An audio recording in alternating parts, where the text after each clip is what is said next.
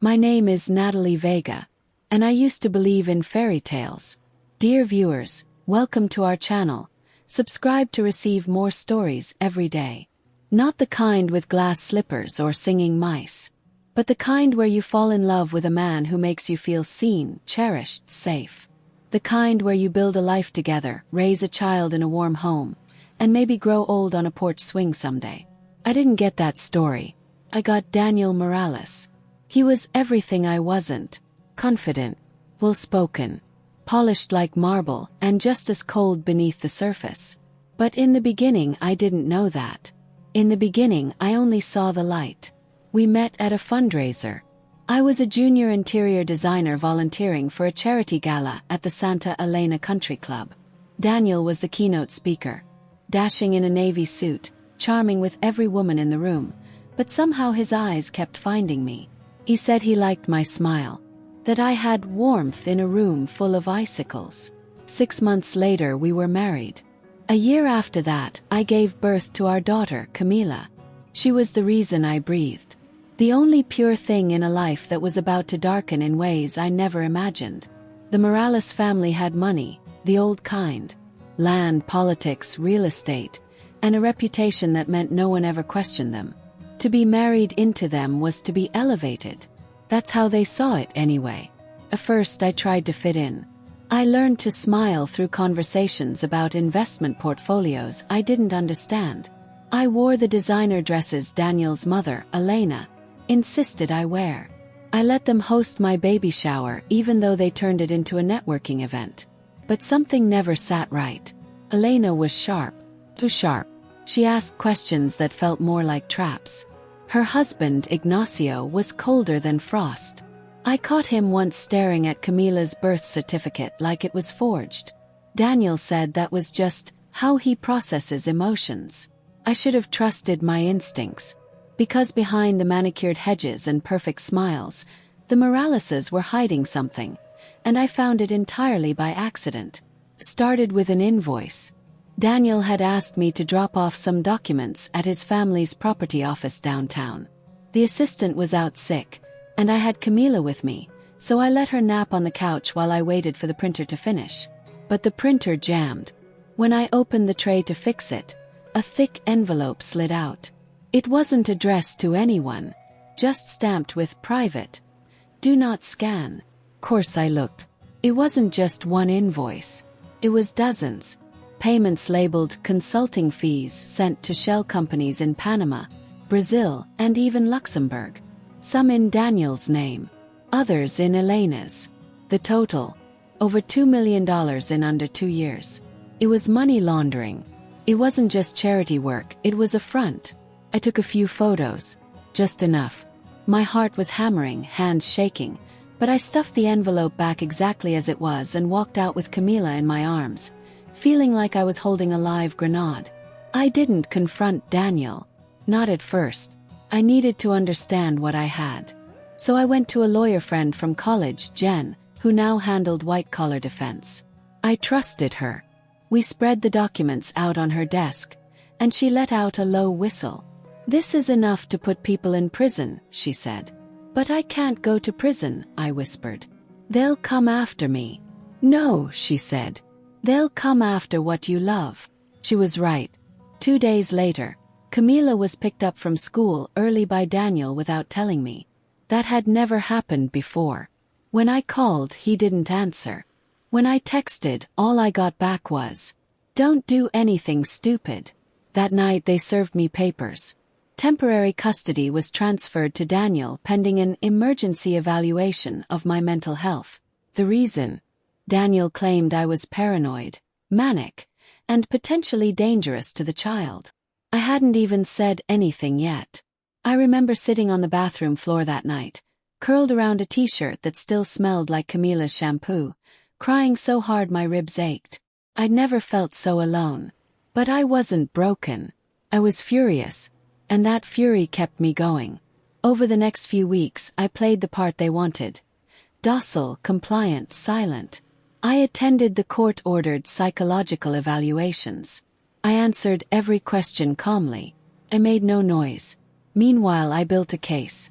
I started secretly recording my conversations with Daniel. Every time he hinted at what I knew, or warned me to stay quiet for Camila's sake, I captured it. I retrieved the original files I'd backed up from Jen's office. I even reached out to Daniel's former assistant, fired 3 months prior, and offered her immunity in exchange for testimony. And then, something I didn't expect happened. Camila came home for a supervised visit and handed me a folded napkin. And it was a drawing. Stick figures like any kid might do. But this one showed her Daniel and his mother. And a man I didn't recognize. They were standing inside a building labeled office, and there were bags on the desk. "What's this?" asked gently. I shrugged. "It's what Daddy and Grandma do with Uncle Leo. But they said not to tell." My blood ran cold. There was a witness, my daughter. The court date was set. Daniel's family believed I had no case. They didn't know what I had collected, and they certainly didn't know who I had spoken to. But I was ready, or at least, thought I was, because just days before the hearing, something else arrived on my doorstep. Thin manila envelope. No return address.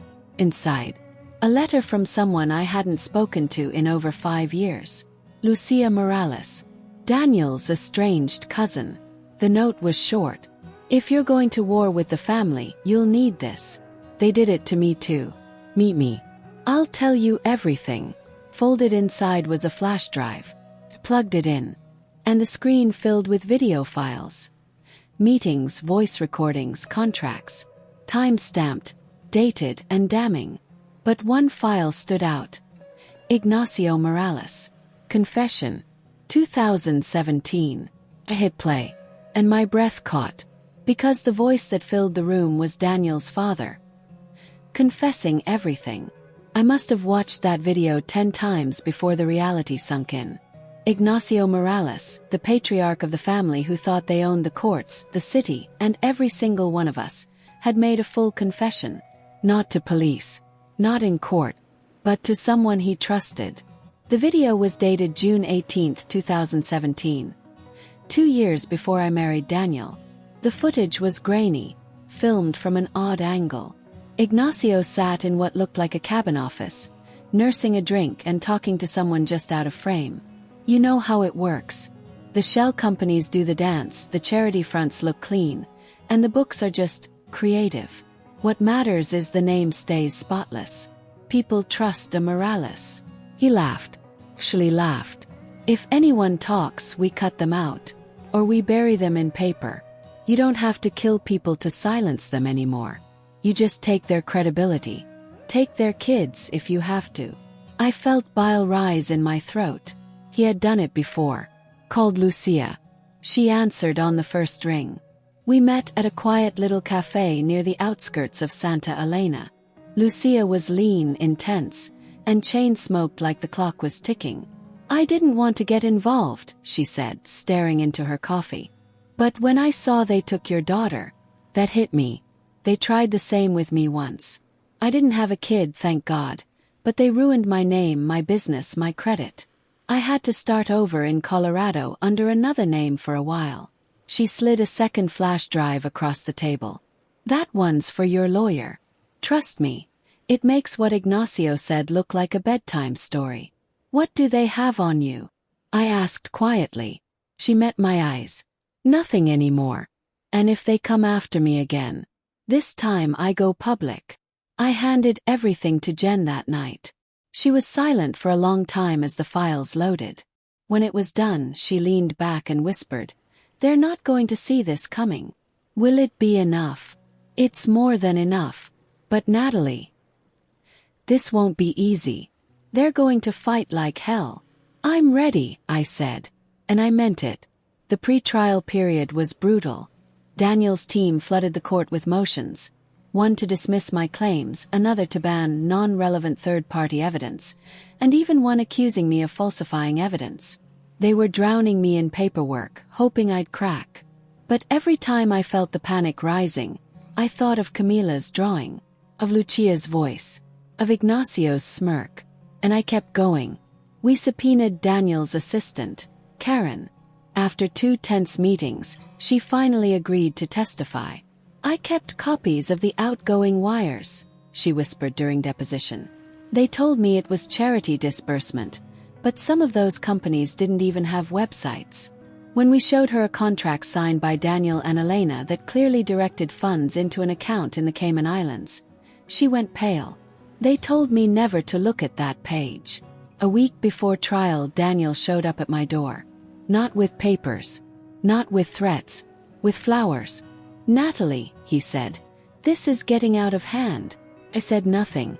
Just stared at him with a coldness I didn't know I had. He sighed. "Let's make a deal. Drop the case. I'll give you joint custody, real joint. You can see Camila every day. We can do therapy, mediation, whatever you want. Just walk away from this courtroom. It's not worth the hell it's going to bring down." "You should have thought of that," I said, "before you made me out to be insane." His mask slipped for just a second. He leaned in closer and hissed, "You don't know the kind of people you're dealing with." "I do now," I whispered. And I closed the door in his face. The morning of the trial, I could barely breathe. Jen and I sat in the courthouse parking lot while she went over the order of witnesses one last time. "You'll testify first. Stick to facts. Emotions okay. But let's anchor everything to documents and dates. Then Karen. Then Lucia, if the judge allows her. And the recordings. Final blow. We play them in court when the timing is right."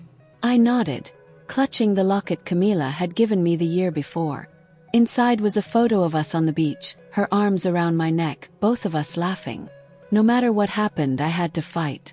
For her. The courtroom was packed. The Moraleses had pulled out all the stops. 5 attorneys. Rows of supporters. Even a PR rep from what I could tell. But they didn't have what I had. The truth. When I took the stand, I felt my knees wobble. But Jen gave me a quiet nod, and I began. I told the court about the day at the office. The invoices. The sudden custody transfer. The threats. The visits with Camila, where she repeated strange phrases she'd clearly been coached to say. I watched the judge's expression carefully. He didn't blink much. But I saw his pen freeze at several points. Then came the documents. Projected on the screen, printed in binders, and dated with clear annotations. Then the drawings. Camila's childlike depictions of meetings she was never supposed to see. Laughter rippled through the Morales side. But one look from the judge silenced them. Karen was next. She shook on the stand, but she held firm. She described the payment cycles. The verbal orders. The fear. I thought I was going to be fired if I asked questions, she said. So I stopped asking. Then came the final witness. Lucia. The courtroom wasn't prepared for her. Elena stood up as soon as Lucia was sworn in. Your Honor, this witness has a personal vendetta. Sustained, the judge said. Counsel, please keep your client quiet. Lucia took her time. She didn't just speak about documents. She spoke about intimidation, about surveillance, about the psychological abuse that came from defying the family line. I was discredited, silenced, forced to relocate. But I'm done being afraid. She finished her testimony with a single sentence. If this court does nothing, they'll do it again to someone else's daughter. And then came the final blow. Jen asked the judge to admit the video files. There was protest, roaring from the defense. But we'd anticipated every move. The judge allowed it, under seal at first. But he would review it in private chambers before making a determination. Then he recessed the trial for the day. Outside, the Morales family walked past me like I didn't exist. Except Daniel. He paused. His eyes didn't have the usual venom. He looked hollow. You really did it, he murmured. No, I said. I'm just getting started. That night I got the call from Jen. The judge watched the videos. And he's reopening the case. Not just the custody hearing. The IRS is being notified. So is the State Fraud Division. My legs buckled. Had to sit down. They're not walking out of this clean, Natalie. And for the first time in years I believed it. The next morning, the courthouse was different. There were reporters outside now. Whispers in the hall.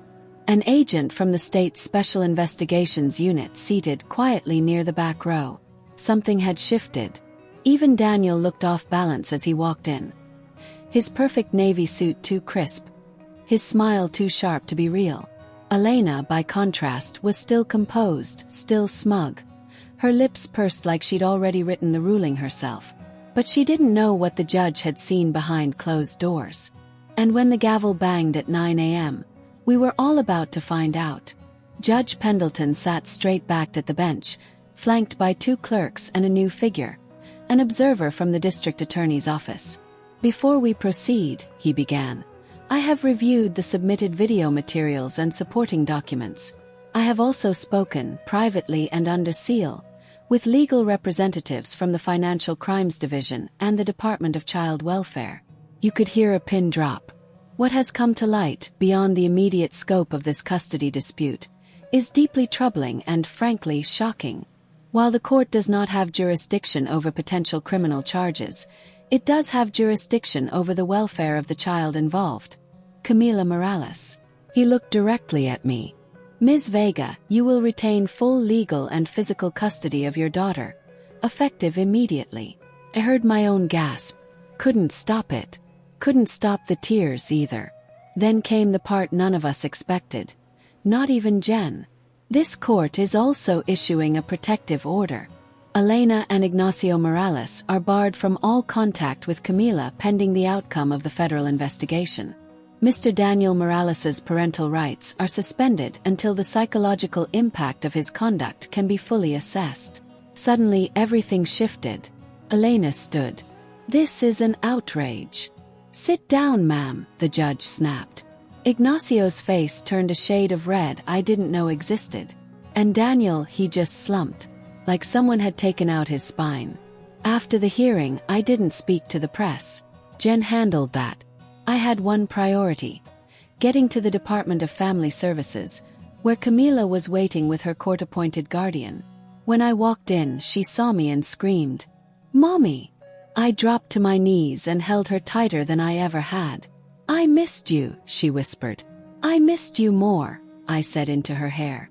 "And I'll never let anyone take you away again." But it wasn't over. That afternoon, the IRS froze several Morales family accounts. Subpoenas were issued. Lucia gave a full sworn affidavit. Karen, the assistant, went into witness protection.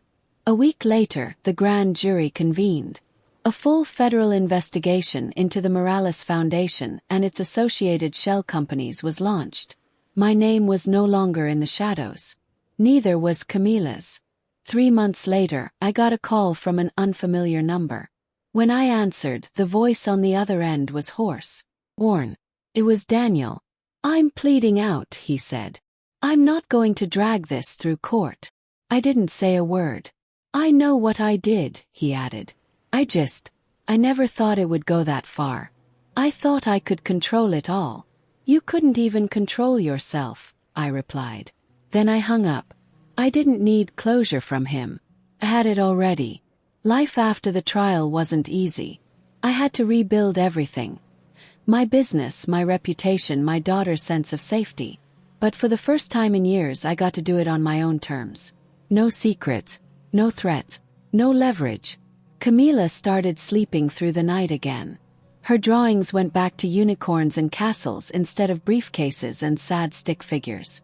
I took her to the beach, to therapy, to dance class. And every night I told her the same thing. "You are safe. You are loved. And no one will ever use you against me again." One evening, a package arrived at our door. No return label, just a note tucked inside. For the next woman they tried to silence. "Use it if you must. L." Inside. Hard drive. Full of backup files. Documents. A digital map of an empire built on lies. I locked it in a fireproof safe. Just in case. It's been over a year now. Ignacio Morales is awaiting trial. Elena's frozen assets were seized. Daniel accepted a plea deal, trading prison for house arrest and mandatory psychological counseling. But to me, the real justice wasn't the headlines. It was the quiet moments. Waking up with Camila curled next to me on the couch after movie night. Hearing her tell her teacher at school, "My mom's the bravest person I know." And knowing that when they tried to destroy me, I didn't just survive, I won. Dear viewers, thank you for watching. If you like this story, please subscribe to our channel to receive more stories every day. Share with us what you think of this story and tell us where you're watching from.